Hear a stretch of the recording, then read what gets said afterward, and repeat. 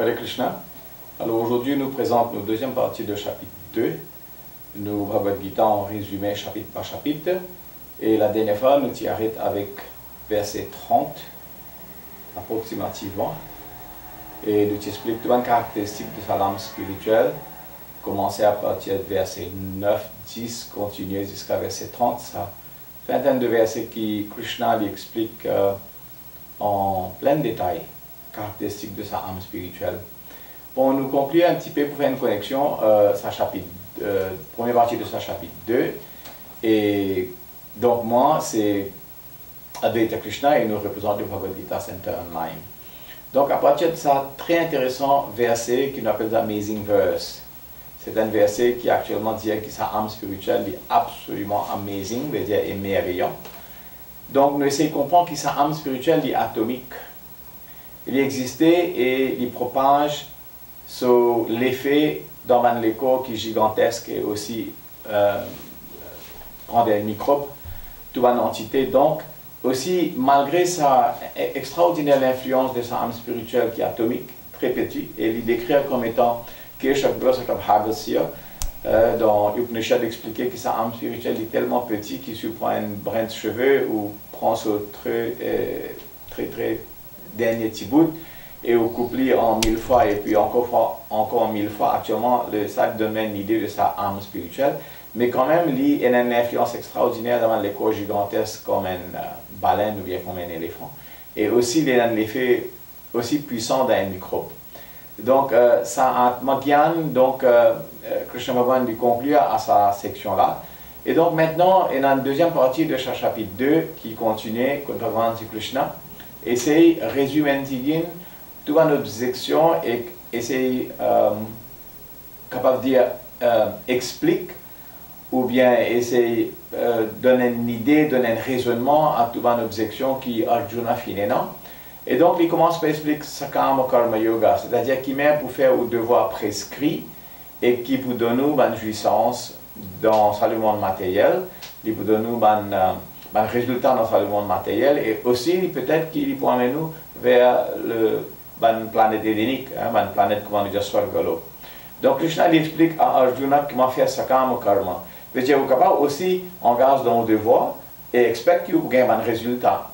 Donc ça c'est une proposition qu'il y fait. Et après, tout juste après, pour faire une comparaison, Krishna lui explique ce qu'on appelle Buddhi Yoga. Buddhi Yoga, c'est comment servir l'intelligence pour rester connecté avec le suprême. Et donc, Kimel explique comment pour engager l'intelligence dans sa yoga, pour être complètement libre, pour ne pas être bloqué avec karma bandhana, avec un résultat de vos actions qui vous besoin soit souffrir, soit vous gagnez une récompense, donc vous besoin reprendre l'écho, remanifester dans le monde matériel, soit dans la vie, ou bien dans la vie supérieure, dans une planète édénique que vous besoin jouir. Donc, il explique donc la différence entre la différence entre Buddhi Yoga et Nishkam Karma Yoga. Alors, nous allons vite sujet parce qu'actuellement, c'est deuxième chapitre, deuxième partie, c'est pratiquement le Bhagavad Gita en résumé, mais pas en un ordre très intéressant, mais Krishna lui explique ça dans ce sujet-là selon l'objection qui Arjuna tient. Donc là, il dit que si on engage l'intelligence dans sa yoga, vous pouvez être libre, vous servir l'intelligence et vous agir en conséquence avec l'intelligence et vous abandonnez sa idée de jouir, une idée de engager avec toute une panoplie de désirs qui ont envie d'accomplir. Et là, il dit que si vous agissez avec l'intelligence, dans verset 40, Krishna dit comme ça, qu'actuellement, si vous agissez avec l'intelligence et ou pas attaché avec un résultat que vous pouvez gagner, il dit ça très intéressant verset qui n'a aucune perte, aucune diminution dans cet engagement-là. Il dit Nihabikramo nasosti pratyavayo vidyate swalpam apyasya dharmasya prato mahto bhayat. Il dit vous engagez dans ça et un petit progrès que vous faites dans sa direction-là, il vous sauve. Finalement, si vous avez un danger qui est capable de tomber dans un vie animal, ou bien vous êtes capable de vivre dans une espèce inférieure, ou bien dans une situation bien plus inférieure dans les sens prochains, ou bien dans le futur, il dit ça petit progrès que vous faites dans sa chemin, il est capable actuellement de sauver vous. Et il dit, et tout un progrès que vous faites dans sa chemin de servir l'intelligence pour engager, il y a un bikramo, mais il n'y a pas aucune diminution dans le résultat. Donc c'est un résultat qui est préservé pour plus tard. Et après, là, il dit qu'il ou bien agir avec une intelligence pointue, c'est-à-dire one-pointed intelligence. Il dit via ça que buddhi, eke hakurunandana. Il dit eke hakurunandana veut dire avec one-pointed decision. Il dit qui fait ça parce que là, Krishna Bhagavan lui introduit un autre aspect qui nous appelle karma kanda. Il introduit sa idée de Veda. Et il dit que Veda Bhattaratapartha. Il introduit sa flowery language of the Veda. Je trouve beaucoup de monde très attiré par Veda.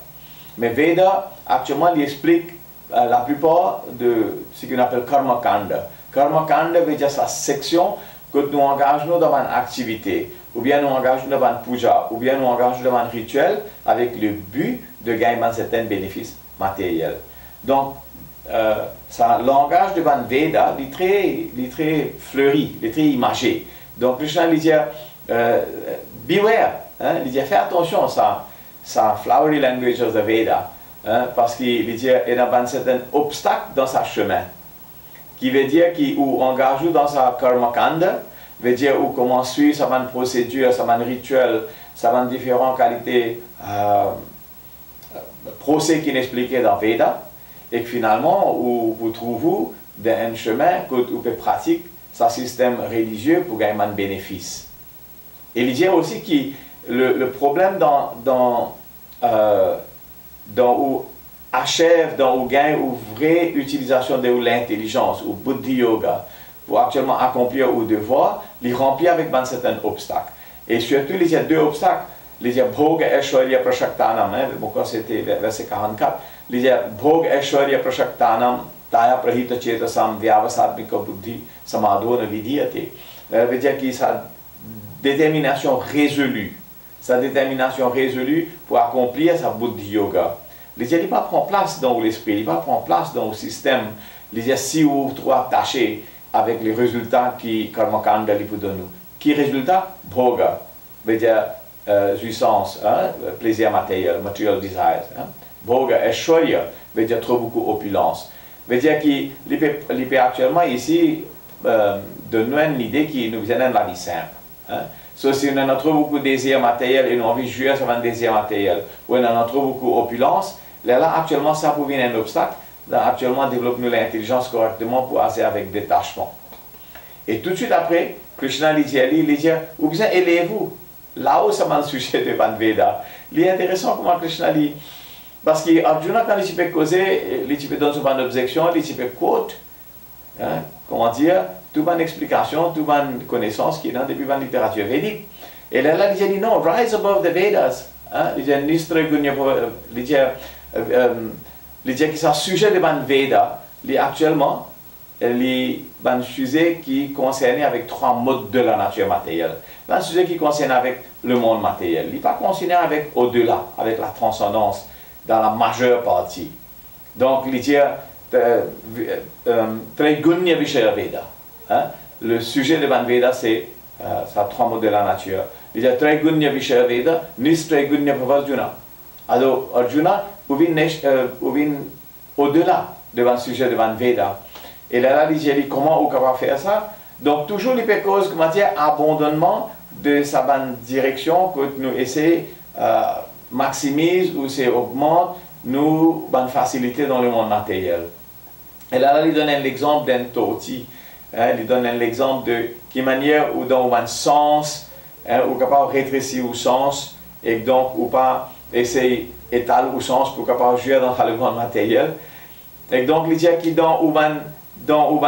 dans l'écho ou un sens, il a toujours sa désir et a toujours sa goût, le un sens pour essayer de contacter avec différents objets sensuels, avec différents objets dans le monde matériel.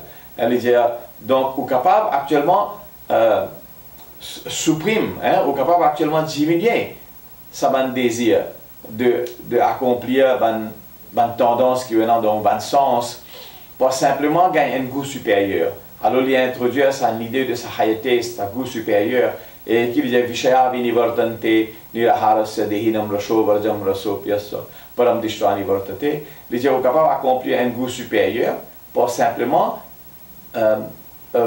agir dans un contexte en relation avec bon Dieu, que toute une activité donne un goût supérieur. Donc là, ça a un goût inférieur qui est là, au bout de un sens, de l'écho, de l'isier, de la langue, de la bouche. Actuellement, il n'est pas actuellement dérangeant. Donc si on a un goût supérieur pour connexion avec le suprême, highest, comment nous dire, alors là, ça n'est pas vous déranger du tout dans ce sens-là. Et puis à la fin de ça, actuellement, il y a une très longue série de sujets que Krishna a adressés dans le chapitre 2. À la fin, Krishna actuellement, il explique ce qu'on appelle Stita Pragya.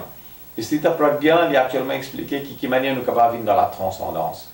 Et que Krishna lui demande de quelle manière une personne qui est en transcendance dit guetter, qui m'a dit trouver, qui m'a dit marcher, qui m'a dit assiser et qui m'a dit causer. Donc actuellement, là, Krishna explique qu'une personne dans transcendance, il a l'intelligence très stable. Et parce à l'intelligence très stable, il est complètement désintéressé avec quelque chose matériel. Et au plus, il explique juste avant ça que, par exemple, une personne qui est intéressée avec la spiritualité, avec transcendance, il agit complètement différent. Et il dit un très joli verset, il dit ce qui nous paraît comme étant la nuit. Hein? Pour une personne qui, le monde intéressé avec une chose matérielle, il est considéré comme étant la journée pour une personne qui est intéressée avec transcendance. Et une personne qui est intéressée avec transcendance, c'est qu'il nous trouve la journée, il paraît la nuit. C'est un verset bien intéressant, bien poétique. Veut dire qu'il n'est pas participe dans mon activité mondaine, il n'est pas participe dans mon activité matérielle.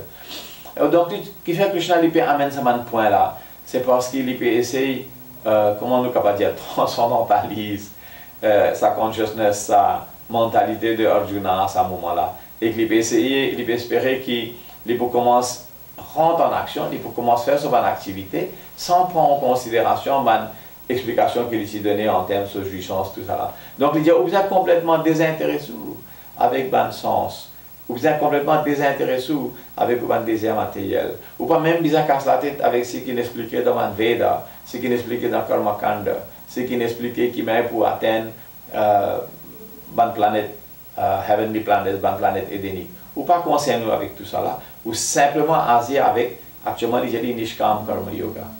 C'est-à-dire où vous êtes complètement désintéressé avec toute l'activité qui est là, et vous agir comme ça. Donc nous terminons ce chapitre 2 ici.